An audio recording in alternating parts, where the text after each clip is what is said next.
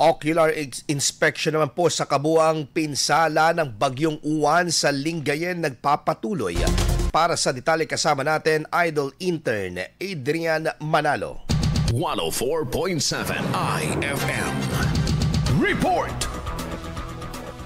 Patuloy ang sinasagong post-disaster geohazard assessment sa Lingayen, katuwangan Department of Environment and Natural Resources, Mines and Geosciences Bureau bilang kukulang akbang matapos ang pananalasan ng Bagyong Uwan. Layunin na masusing ocular inspeksyon at assessment na matukoy ang lawak ng pinsala at panganib na dulot, partikular ng storm surge o daluyon na iniwan ng bagyo. Matutukoy sa inspeksyon ng mga bahagi sa bayan na nangangailangan ng agarang pagkukumpuni upang hindi maging banta sa kaligtasan ng mga residente. Patuloy rin ang koordinasyon ng mga ahensya upang agarang makapaglatag ng kinakailangan risk mitigation measures at maiwasan ang posibleng karagdagang pinsala sa komunidad. Kasama mo mula rito sa IFM News Dagupan, ito si Idol Intern Adrian Manalo, Tatak IFM.